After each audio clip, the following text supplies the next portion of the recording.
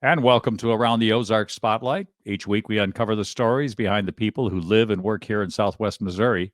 Those individuals with entrepreneurial spirit who work to develop the lives of others, or simply put pen to paper to write books about the stories and history of the Ozarks and its people. I'm Scott Meier. Today, we're going to explore the world of therapy in Southwest Missouri with Ryan Savage. Ryan is the executive director of the Beyond Healing Center. Before everybody goes, what in the heck is the Beyond Healing Center? Ryan, I got to tell you, I did a little. Well, first of all, hello, Ryan. How you doing? Yeah, thanks so much, Scott. Doing great. Excellent. You look good, and that's important to look good, I think, anyway. So, in my research on Ryan, I had to pull it from your own website, and if I can share it with our listeners and viewers, uh, it's through my own struggles and challenges I've grown as a person, crafted my work to be in congruence with my true identity. I can't quite figure that all out, so I hope you can share it with everybody on what that means. Let's find out who Ryan Savage is. Yeah, thanks for the setup, Scott. I appreciate Sure. that. So I kind of had a little bit of a midlife crisis there in my late 20s and when I turned 30 years old and realized that some of the decisions that I had, the goals that I had set when I was 18, 19 years old, getting started with a bachelor's degree, weren't fitting in a congruent way with some of the reality of my life at the moment. Mhm. And so for me, I had set a goal to be a superintendent. And when I was 18 years old, that's what I did. Like that's the goal that I set and was well on my way to that path and had another 20 years of public school education or education administration in front of me. Mhm. And in that same time frame, my wife and I had 4 kids, and we were, they're growing up and just like had all the activities, and that was just coming in conflict with who I Sure. wanted to be professionally, with who I wanted to be personally, and so that's where, just honestly, my own kind of self actualization journey is what I mean by finding my own identity, and I found Boy, that if through community and relationship inside Beyond getting Healing. getting caught in midlife, as you say, a midlife crisis at 30, that's a little frightening. Yeah, it was. It was a lot to sort through because I really gave myself permission to ask, is everything that I thought I wanted what I want today? And is it okay if what I want today is different than what I wanted a decade ago? Mhm. And just really found a lot of space to explore that for myself and for my family. So let's talk about Ryan Savage a little bit more because I think that's going to lay the groundwork for what Beyond Healing is all about. Yeah. Are you from the Springfield area? I don't really claim anywhere. I claim Springfield now because it's the longest I've ever lived anywhere. I've been here for 15 years. Okay. I'm a Midwest kid, grown up, and raised and lived in Illinois, Iowa, Missouri, the Panhandle of Texas, just like all up and down the Sure. Midwest. So I claim Springfield now as my hometown because I've been here for 15 years and I met a Springfield girl. But what I love about the Ozarks is just I love all 4 seasons. I love that we get a little Mm. bit of snow, but not so much, and I love the summertime. I love the water. I love to get out in the trees and hike and just everything outside. So for me, this part of the country is just so great. So what built it's interesting in listening to you lay out what happened early in your life because it's similar to my own experience. I have 4 children. I had 4 kids Mm, before I was 31. yeah. And for me, it was putting a family together because I was raised in a family that wasn't. And I'm wondering, Mm. is that kind of what you found as well, or is your story a little different? Because My that's a story's lot of pretty. kids in a short amount of time, Yeah, and you're a young guy. we went from no kids to 4 kids in 5 years, It's funny how and that we had happens, some. isn't it? It is. We had some non-conventional kiddos join us too in that, but Okay. just through adoption and so forth. But yeah, I wanted to have a family unit and be like planted in a community. Um, Mhm.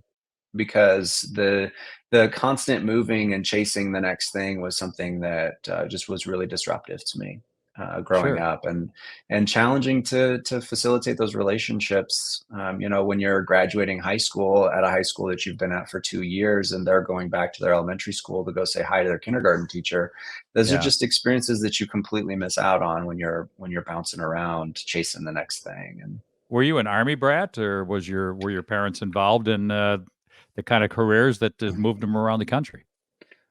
Both of my parents were in sales, and my dad was in agribusiness, and it was just kind Mhm. of chasing the next thing, whatever was the next opportunity, and we Sure. went from just job to job. It's crazy. That was the 80s. It really and Yeah. truly was. I take it your father's probably about my age. And I've got adult children now. They're all between the ages of 37 and 44, which Hmm. makes me 1,000 years old. But that's the way we lived back then. That was the Yeah. 80s. My career took me to from La Crosse, Wisconsin, to Minneapolis, to New York City, to Detroit, Wow. Michigan, and now to Springfield. And so we moved our kids around, but we saw some good and bad that came from that. And maybe you can compare that to Yes. your own life. Uh, I have two kids that remained in Michigan, but I have two kids that are pretty worldly. I've got a daughter that Hmm. has lived in Manhattan and works in New York City and has been there for about 15 years, and I've got a daughter in Nashville, and she could live anywhere. I mean, she really Yeah. wants to live in Key West, But Yes. Yes. so I mean, it's kind of the same thing. Is that fair? Absolutely. I mean, the level of resilience that I gained in there, and then also just the view and the differences that I got to experience, like culturally, the difference between Cedar Rapids, Iowa, and Canyon, Texas, or Lubbock, Texas, are profound, Better right? Mexican food, I'm thinking. Definitely, and you I've get had some access bad to. Mexican in Cedar Rapids. I'm just saying. Yes, yes, and I remember there being snowdrifts that were taller than me when I was in elementary Hmm. school, and it'd be just craziness. But then also you get to experience the things that are similar, and it builds resilience too. My ability to be able to step into any room, and I can pretty well find some sort of similarity, especially here in the Midwest. I have lived in or been in a city that somebody else grew up in or lived in, and can speak to a restaurant that they Yeah. like, or speak to some sort of shared experience, which is just it's a beautiful thing to be able to step in and know that. Yeah, and it's funny. I think there's a lot that comes with that. I know when people move, sometimes you hear, "Well, I want to be like a local," and you go, "Well, you'll never be local." The locals are the Yeah. ones that have, especially in the Ozarks. Many of the families here, we've lived in Springfield for 8 years, and many of the families have been generational. I mean, multi generational. Yes. And what I found in our moving, and I'm sure you've seen in your moving as well, you adapt. You can try to Yep. change it to what you believe in, but after a while, you kind of got to adapt because it's their world. Yep. Yeah. And that's not necessarily a bad thing. It's just, it's funny how sometimes Just you go to a is. new Yeah. job, and I'm sure your dad and mom probably felt the same way, that there were things that they found different that they would like to change to their comfort level, but in realizing there's a middle ground or a compromise, and just understanding little things, kitty corners, catty corner. If you live in Pittsburgh, I mean, who the heck, who came up with that one? Yes. Yep. Yeah. And I would have my accent would show up in funny ways. And of course, I moved to the Panhandle of Texas and lived at the corner of Scott and Connor. And so if you have lived up north at all, as you know how that comes out, and they would look at me Yeah. sideways like, "What streets are you talking about?" So you gave up on the superintendent thing Yeah. and wanted to move into therapy. Tell us about that. Yeah, so Jen and I, so my wife is Jen Savage, and she has been a professional counselor for 15 years here in Mhm. Springfield. And she started pursuing training in EMDR therapy. EMDR is a quick, brief, like uh, description is eye movement desensitization reprocessing. And Wow. essentially it kind of recruits the natural brain's processes for memory reconsolidation. So essentially your brain has a way of organizing events and memories, and Mhm. EMDR recruits that organization process, and it can help you. It's a very effective trauma treatment, and especially for things like PTSD and complex trauma. And so people with single incident traumas find success in it, but also if you even if you've got generational complex abuse sort of Mhm. presentations, you can also find success in it. So she got trained in EMDR and then started pursuing the professional track inside that field, and so she's now a consultant and a trainer for EMDR, as well as EMDR practitioner. And Mhm. around the time that I was the principal at Pershing in Springfield, Missouri, and 2 or 3 years into that job was kind of wrestling with this. We have 4 kids. I'm working 60 to 80 hours a week. There's just a Mhm. lot of demands in these roles. And at the same time, we had purchased a couple of properties, and Jen had moved into private practice, and her therapy practice was seeing a lot of demand, was really taking off. And she had met up with a colleague of hers in the EMDR community named Melissa Benintendi, and they started a podcast just kind of as a Mhm. hobby. It was kind of a void in the podcast space for EMDR podcasts, and so in 2019 they launched Notice That, an EMDR podcast. And so inside all of these things kind of happening, her podcast took off, and Mhm. her therapy practice took off, and we were doing fine in the little bit of real estate business we were doing. And I just pitched like, hey, I'm working a lot, and if you worked one more day a week and I took some of the additional responsibilities with kiddos, I think maybe we could make it work on our own. And so the combination of Notice That and her private practice was kind of the origination of Beyond Healing Center. Mhm. And so I actually announced my resignation from Pershing in February of 2020, and about had a heart attack in March of 2020. I um, bet. we were looking at our entire book of business, from her therapy practice to our Airbnb business to everything. We lost all that revenue in March of 2020. And I Right. thought, how many paychecks do I have left? Oh, goodness. Okay. What are we going to do? That sort of experience. But Sure. really, it gave us lots of space to really just kind of dig into, what do we want Beyond Healing Center to be? And how do we want to grow this business? My guest you're hearing and seeing today is Ryan Savage. Ryan is the executive director of Beyond Healing. One of the things we like to talk about with entrepreneurs is that conversation, and it sounds like with their spouse. And more often than Mhm. not, I mean, it can be terrifying, but it can also be aggravating if the spouse isn't on board, male or female. Yeah, But in this case, you absolutely. both were on the same page. Yeah, we were in alignment, and we knew we were just going to give it a shot. And if it worked out, we knew that there'd be opportunities and rewards for us to continue to just have lots of space in our in our family schedule and our family structure. And if it didn't work out, I still have my credential. I can go get a teaching job. I Mhm. can pursue admin positions again if I desired. To sort of have that level of kind of backup plan felt Now, supported also. Ryan, are you managing the business, or are you also a therapist? So I am managing the business. So we Okay. have 325 South Avenue, which is right next door to Mud House on South Avenue for everybody in Springfield. That's Mhm. our orientation spot. But it's 5,000 square feet. And we have 15 offices, and we run 20 therapists here. And the vast majority of them are EMDR trained. And that's really what we're known for in the therapy community, is for our trauma treatment. So you've come a long way in a very short amount of time, having that many members on staff already. Yeah, we just kind of went full force. We were just like, we want this to be what we want it to be, and we were excited to grow a therapy practice. We in January of 2021, we got together as our official current operating team. So that's the three original owners, myself, Jen, Melissa, and then we added Bridger Falkenstein. So there's four owners in the company. The three of them are all mental health therapists, all EMDR trainers and clinicians.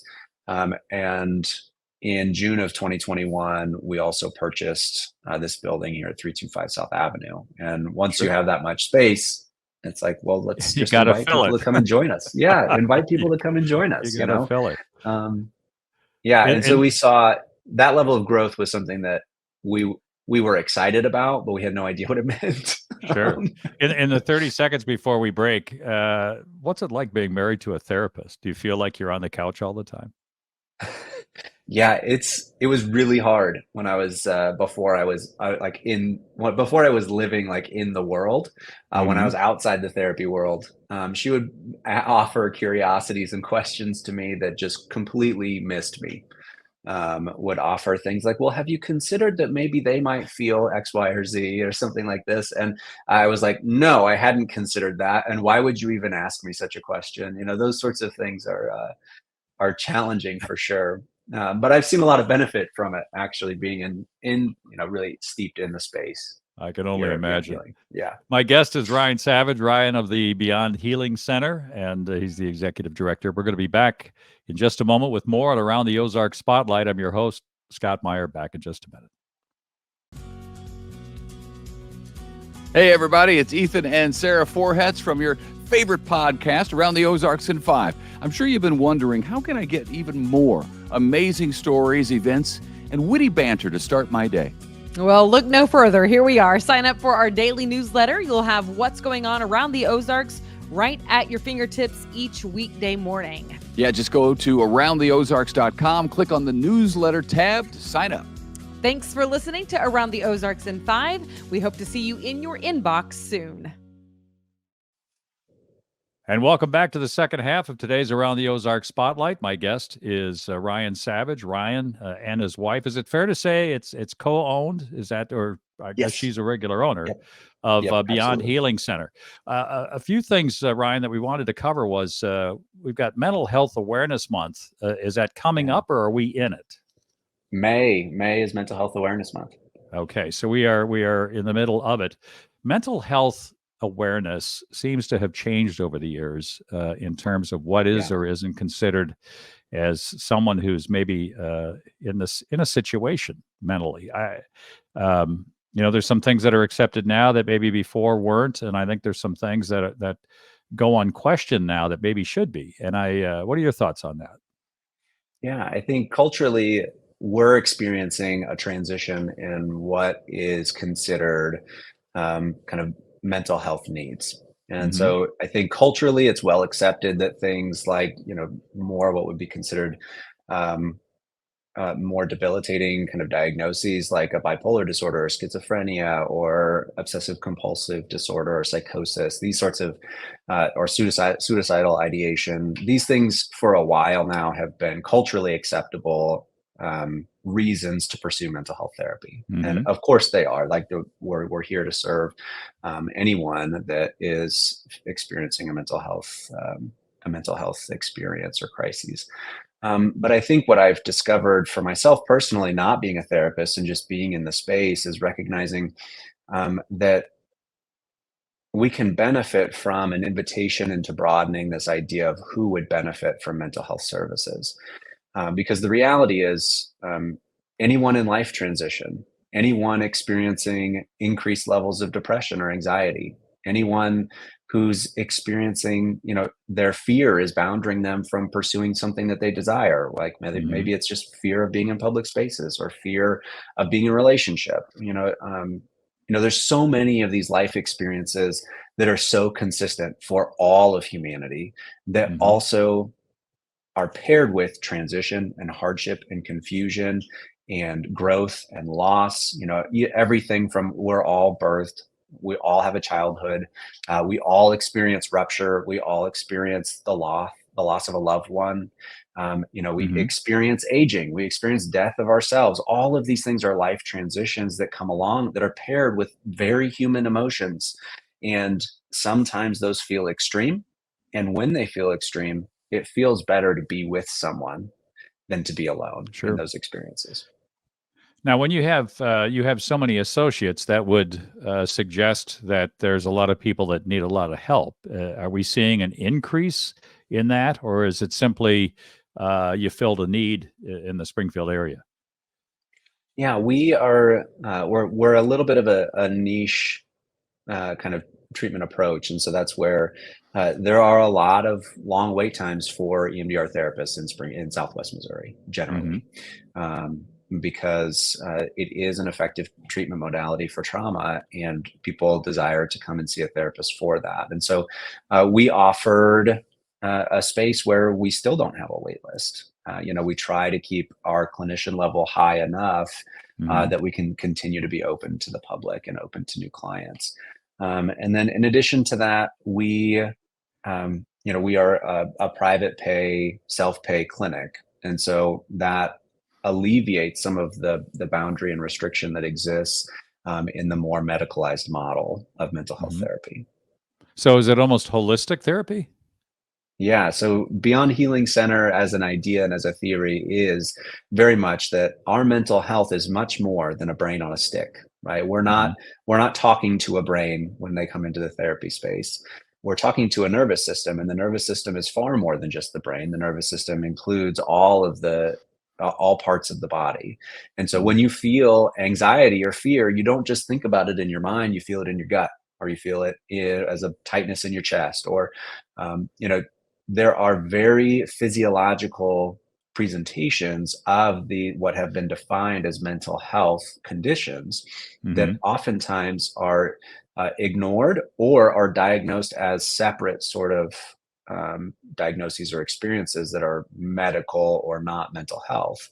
And what we find is that when we can invite people into a space where they can recognize their physiological experience and their cognitive or their mental experience, they can gather new understanding of how they experience the world.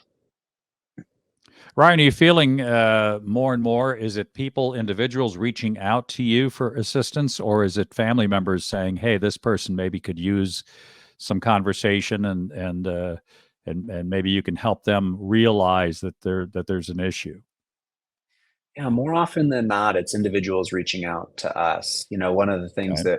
that really motivates people to come to therapy is kind of a recognition that something, either a behavior or a strategy, or a relationship, or something that they thought was going to work in a certain way, is hmm either no longer working that way, or is no longer as successful as they thought it would be, or that it had been in the past.